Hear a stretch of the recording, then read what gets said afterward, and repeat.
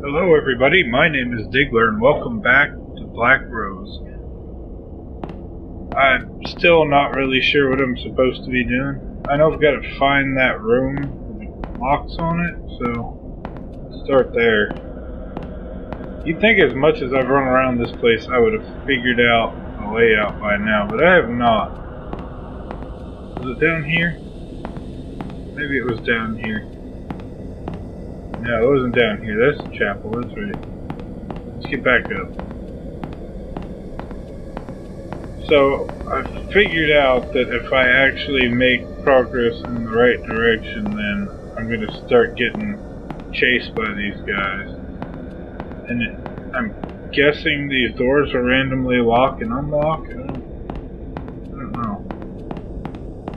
But it's a really freaky game.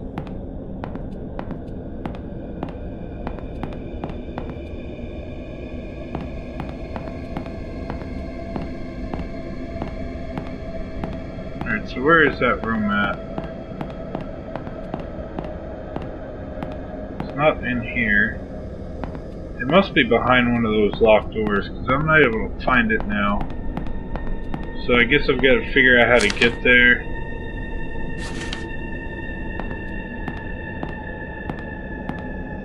I can't go anywhere.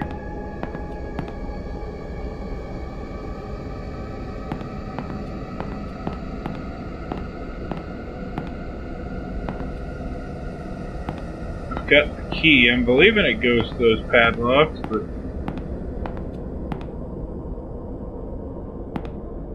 don't know.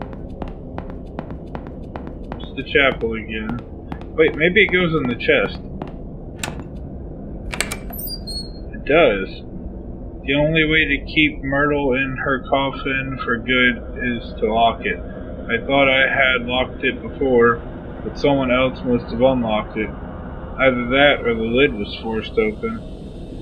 There's a key in here labeled Myrtle. So I've got to...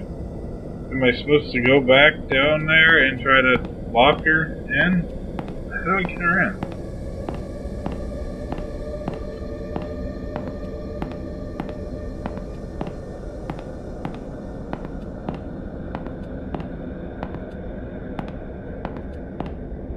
Okay.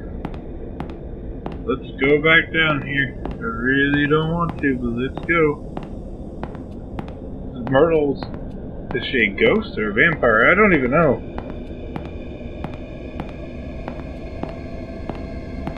Alright, let's try to remember which way I turn here.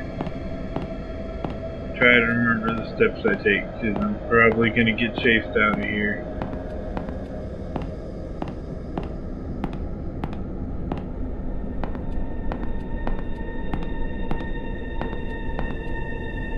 I'm already getting lost. Okay, so I think this is the way I came from. So yeah, that's the way I came from.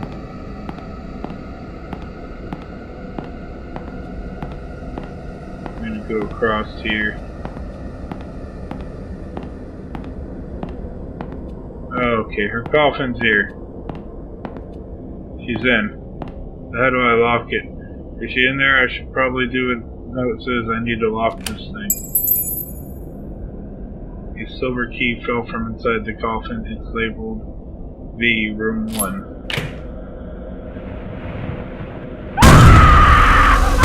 Okay, she's in there.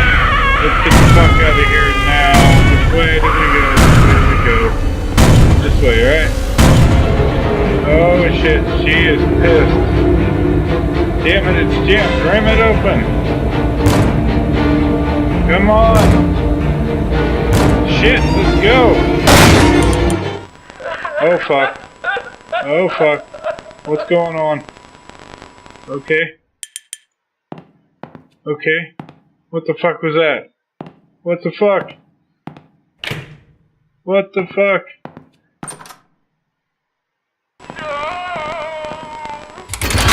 Full system lockdown enabled. What? What the fuck? What the fuck? Okay. Can we open this now? Is that me or was there something in there? Okay, that was me. How do I unlock the bottom lock?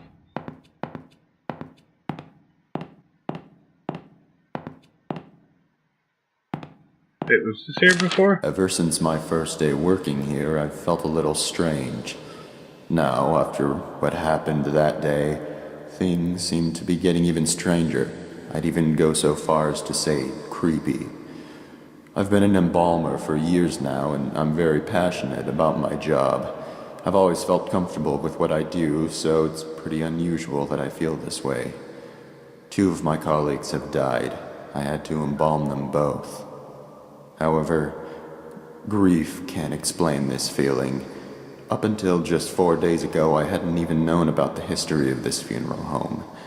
I already knew that it was ridiculously old, but what I didn't know is that it allegedly harbors some kind of powerful aura which traps and torments the spirits of people who have died in a state of grief or fear, and have at some point been associated with the building in one way or another.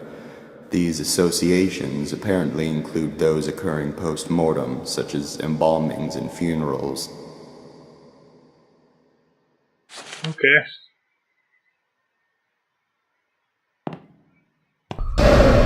Oh shit, what the fuck was that? That shake in the camera was me literally jumping out of my fucking skin.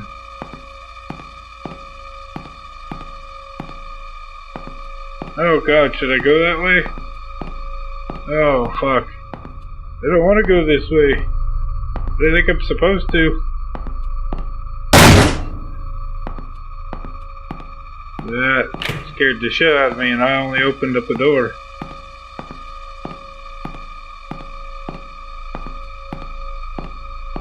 Oh. Oh fuck.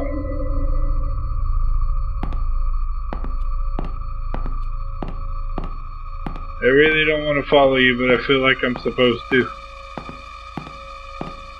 I feel like I'm supposed to follow you. I feel like you're supposed to lead me somewhere. This is fucking creepy.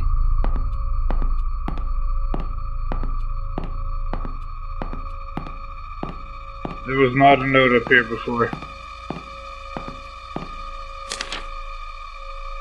Mr. Rains, please tell your son to stop playing under the tables during funeral service. It's disruptive and upsetting to the grieving families. Today, he also stole one of the keys to the visitation rooms and was later attempting to open one of the drawers in the morgue. This type of behavior is unacceptable and will not be tolerated. If you do not start controlling him, I will take it upon myself to personally teach him a lesson. Okay.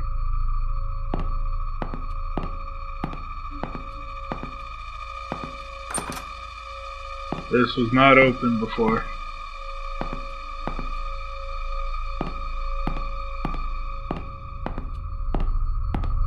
To make things even weirder, this place has a serious lockdown system. Yesterday was the first time I've ever seen it used, and many of the workers, including myself, were ordered to wait in the family room until the situation was taken care of. No one I've spoken to about it knows why it was done, or at least they won't say. All I know is that these safety glass windows and electronic gates appear to be designed for keeping things in rather than out. I was the first responder that day. I was the first and only person to make it to Myrtle's side before she passed away. She managed to give Sullivan a parting "I love you" on that baby monitor, but that was the last communication they ever had. The last thing she ever did was give me that piece of paper. It was a short poem she had written for Sullivan earlier that day. She asked me to give it to him, and I promised her I would. Then she slipped away. I guess Sullivan had picked up by Myrtle's weak rasping in the baby monitor that something was happening to her, because soon after she'd passed, he came running into the hall from the upstairs arrangement room. But he was too late. She was gone. That's when he broke down. I'd never seen him show so much emotion towards Myrtle before. Then, of course, the rest happened. I'll keep my promise, even now. It's all I can do for my dear friends.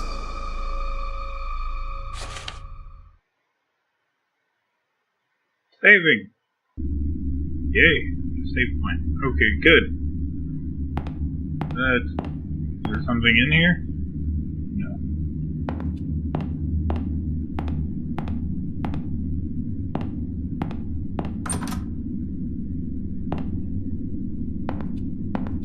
We've seen this one already. There are a lot of strange things I've seen around this place.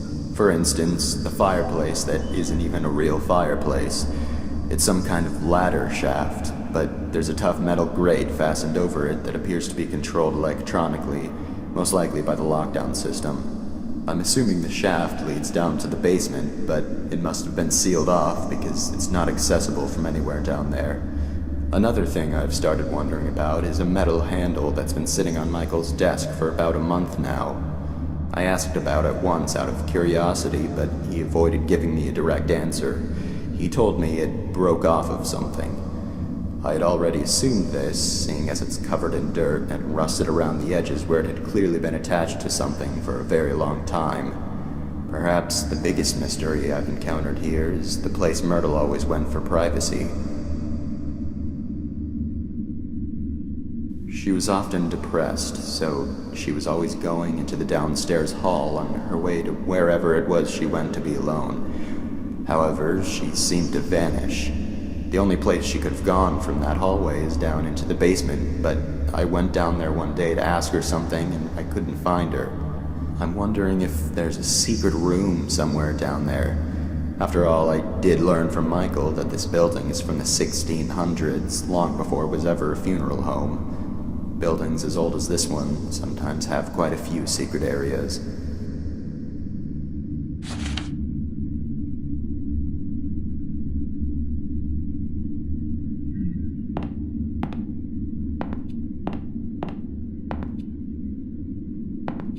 So I guess I need to go check out the fireplace.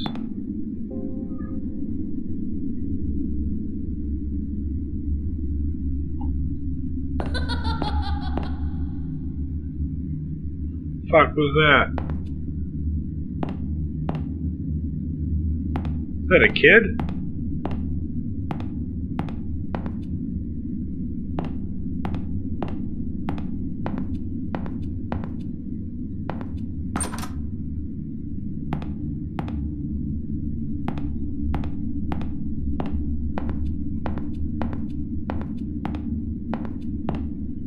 Where the fuck was the fireplace? Not in here.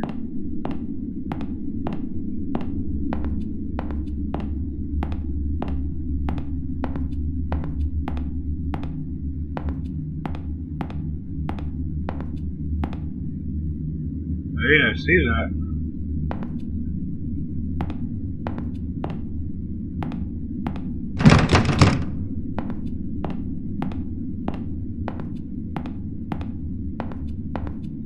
Oh god, am I supposed to go back into the basement?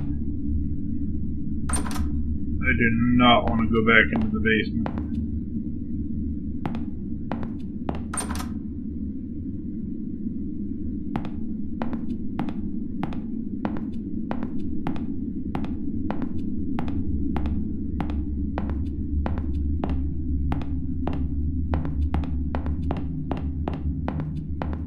Like this was here It turns out that Devin got into the morgue by stealing Sullivan's key card from the office. Mrs. Raines had been in there and forgot to lock it when she left. Nobody knows exactly how the kid figured out the passcode, but considering what a flake his mother is, that's probably just something else she inadvertently compromised. They're burying Sullivan with a few of his belongings from the funeral home. I guess because he had worked here for so long and was so loyal to his job.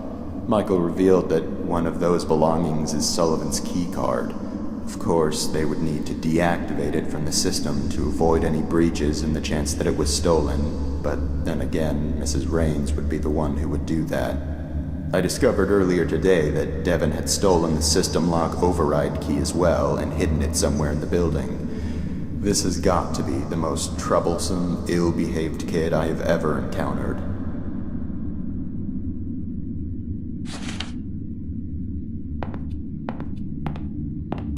Is this the kid I'm hearing?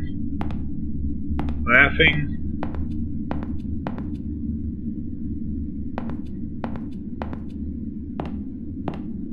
Wait, is there a door over there? No, it's a window.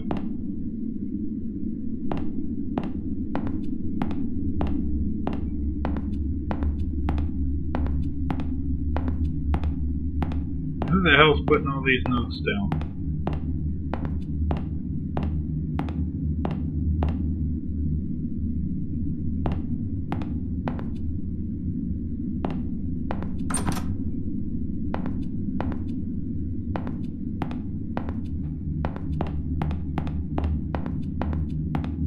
Well, I'm not really sure what to do from here, so I guess while I hunt down what to do next, I'm going to go ahead and end this video, but I will see all of you in the next video.